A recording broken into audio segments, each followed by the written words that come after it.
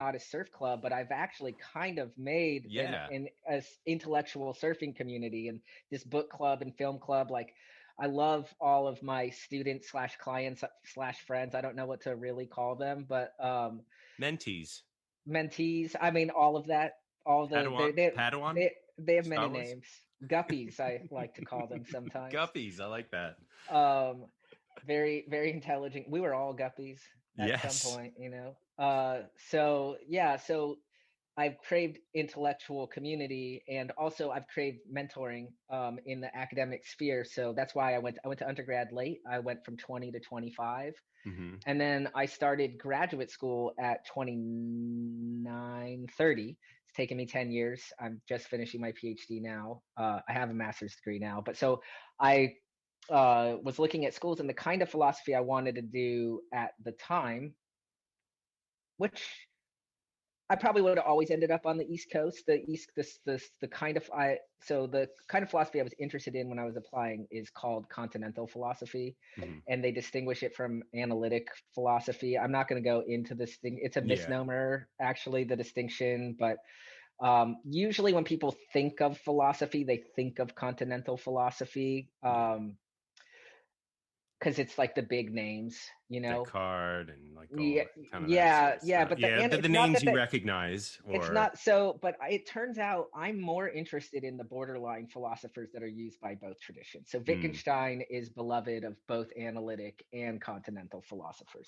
So at any rate, the new school had both, yeah, and I'd been reading Surfline since Surfline came about, and I knew there were waves in New York. And when I was applying to graduate programs, people were like, because it's funny, it was they blew up every time there was a swell out here. There was a thing on Surfline, just I as know. there is today. So, and that's been happening since the early 2000s. So I was like, no way, New Jersey's perfect. People were like, why are you going out there to surf? I was like, because they have sick waves and they have the kind of philosophy I want to do. And people are like, you're crazy. I'm like, well, you don't read Surfline. I read Well, that every day. was it also because I went to the new school as well? And did it have something to do with also because of the whole momentum generation being called the new school in the 90s that piqued your No, interest a little? Because when I saw no. that at first, I was like, I'm That's going to the funny. new school. No. I'm going to do some tail slides. Oh no. I didn't think about it that way. No. Sorry. I New had School to for get, Social Research. I I mean, had, actually it was really organic for me. I didn't even know the new school existed. yeah. And then I was like, oh, I'm interested in philosophy and continental. I learned of the continental analytic divide. And I went into a bookshop and I bought one of those very short introductions to continental philosophy, one of those little Oxford books. Hmm. And the essay was by this guy, Simon Critchley, who it now turns out is one of my dissertation advisors. And I was like, I like the way this guy writes. Where does this guy teach? New school. And he was teaching, he was actually the head of the philosophy department at the time. And I was like, Wow. checked it out. I was like, that place is pretty cool. And to be honest with you, I'm a little, like, to use a term from another philosopher, Nietzsche. I am a fatalist sometimes. I believe in amor fati, and I kind of just roll the dice. And I did that with my GREs and didn't study at all and did terrible on them. So like the Ivy Leagues wouldn't accept me, and Fordham wouldn't accept me. They have a really good Nietzsche scholar there, Babette Babbage. I wanted to do ancient and Nietzsche roughly when I was entering. Um, I was really interested in the pre-Socratic. I'm still very interested in the pre-Socratic philosophers, the ancient first philosophers. And Mhm. I have another chapter where I show the parallels between ancient philosophy and ancient surfing and the cultures of Greece and Hawaii. Ooh. Which is really, like, really smart people live on islands. They have to navigate around a lot and trade information with other people. Um, I've been doing like a crash course on Hawaiian history for myself right now. So came here for graduate school, I sold off most of my quiver, came with some boards, a longboard for teaching surfing if I was going to do that. And it turns out that, like, then I started waiting tables out here, and I was just like, I got to get out of this. And I was like, I got to try to teach surfing again.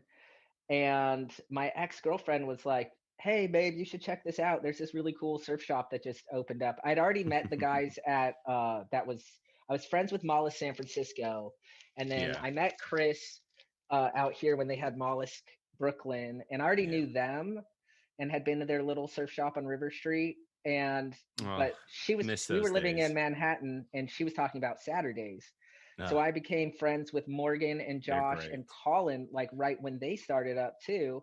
And it Hmm. just so happened that like I decided to do my coaching thing here when Saturdays and Pilgrim were really just starting, and I was like, I'm friends with Chris. I'm friends with I'm friends with the owners of those shops, and they know how my method. They know it's not a surf school, although it is like a training program, a mentorship program, and they started. It was word of mouth. I broke up with my ex-girlfriend. I started dating my new girlfriend, and she was like, if you're gonna date me and be serious, like you Yeah. better have a website and insurance and a name for your business. I was like, okay. I and was like, that's and that was incentive. the officialization of Conatus Surf Club. That was how I got it. Like I drove down to downtown Brooklyn and got a business certification. And she actually, so Sophia is my partner's name, Yeah. Sophia Starmack, and she's been really, she doesn't surf. She's a poet and a writer. She's studying to be a psychoanalyst right now. Nice. And but she's actually just been behind the scenes helping with some like really or like important organizational stuff. Like she called around and got, I'm sure this is highly believable to everybody, Hmm. but not easy to get insured as a surf coach. No, I can't Not imagine. Like, not easy. the only way Uh, I was, when I did lessons for my family business way back, like 20 years ago, the only way I could do is through being covered under the store. It was really difficult and expensive to get insurance. We looked into it and we're like, let's just put it under the umbrella of the store and we're good. And that was the only way I could find it at that yeah, time, you it's know. not. It is not easy. Um, and so she found me an insurance broker who finds me the insurance. Like, Yeah. and I still have the same insurance broker, Do Carol. you, Thank you, Carol. do you think any other surf schools around here have insurance? Don't know. I mean, I don't. I'm Like, always curious. Like, I mean, I it think depends some on definitely do for the sure. main thing. The thing that is, I mean, I don't know how this is now. We're like a surf politics wonk podcast, but um, We're not saying anything negative here. We're no, just no, wonk, curious. wonk. Oh yeah, Wonking yeah, like the yeah, nitty gritty of the politics, yeah. which is like, I mean, to explain it, it depends on how their hiring structure is and whether the surf instructors that they Are hire trained. are not trained. It's whether they are contract labor or Mm, fully employed. If they're fully employed, it is the responsibility of the surf school to have those instructors in their insurance program. wow, And if they are contract laborers, it's then their each own. instructor should have their own insurance. So you're saying if you're not an active employee of a surf school, you're responsible for your own insurance, and if Yeah. something happens to a student, the instructor is responsible, but not the school. Well, Potentially. Well, who you could knows sue for who whatever, knows but in New York? Who knows in New York? I mean, yeah, people like to do, there are waivers. I yeah, have like a waiver link from like that Hello Sign company or whatever. Like it that's all very thin and breakable if people want to be jerks. very, yeah. I'm reticent to have insurance and do any of that stuff just because I feel that like uh I just have this bond with my clients, and the kind of people that like seek me out are already, I'm expensive per session. And it's definitely an investment. Like I look at the way that I coach as like a higher education degree.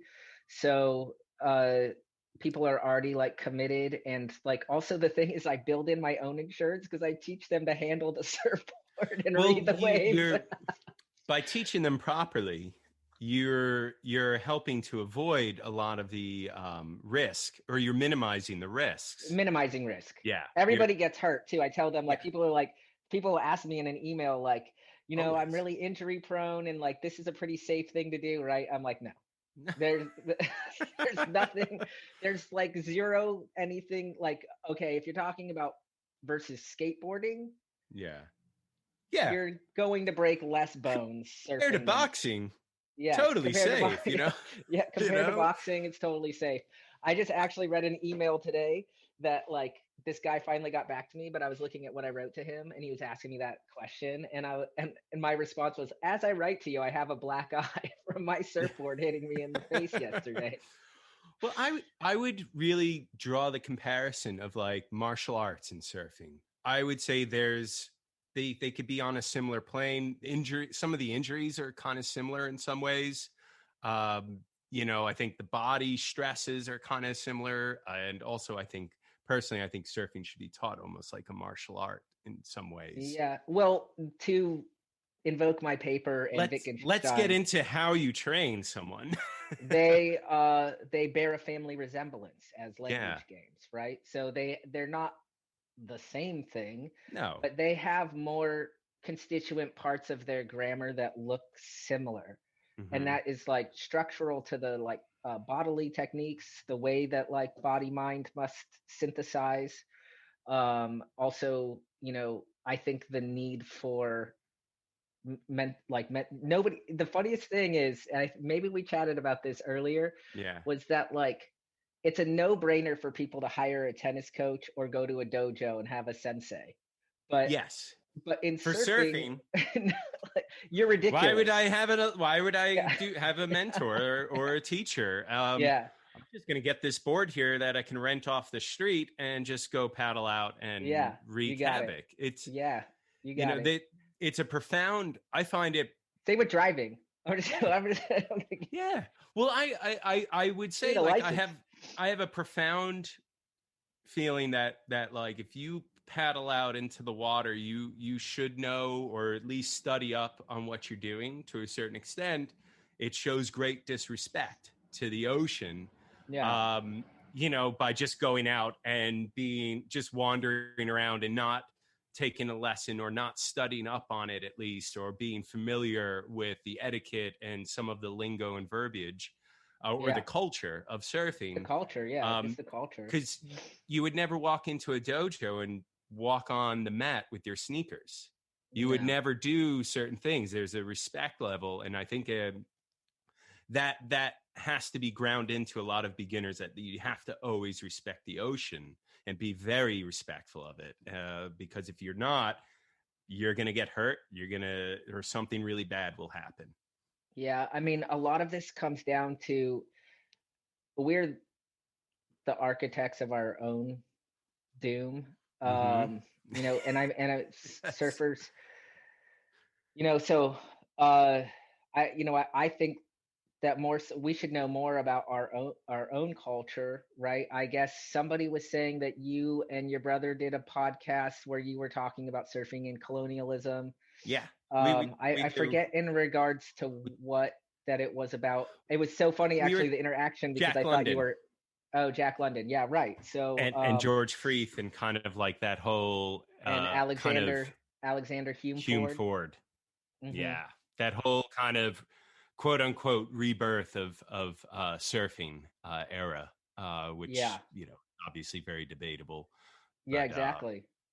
but And yeah, we just go like, into and that. just the even the 70s and the like, the spirit of exploration and the role of Australia, and like everybody needs to watch Busting Down the Door. Yes, And or read the book. book is great. Rabbit is a fantastic writer, and like Storyteller, amazing. there's no, it's funny, I was thinking in the water today, I'm listening to Hawaii by James Michener. It's 1,000 The pages. it's best it's book. it's It's my so favorite. good. It's so It's so good. well written and so engaging. Like Yeah. I didn't Book want the book to recommendation, everybody. I did not want that book to end when I was reading it, actually. And it's dense and thick. And It I must be just that loved it. complicated. That's what I was thinking. I was like, what is so great about that book? Is like the colonization of Hawaii must be that complicated, with all of these different stories and all of these different people who want different things for different Mm-hmm. reasons. And the story with surfing itself is that some of the descriptions of surfing in that book are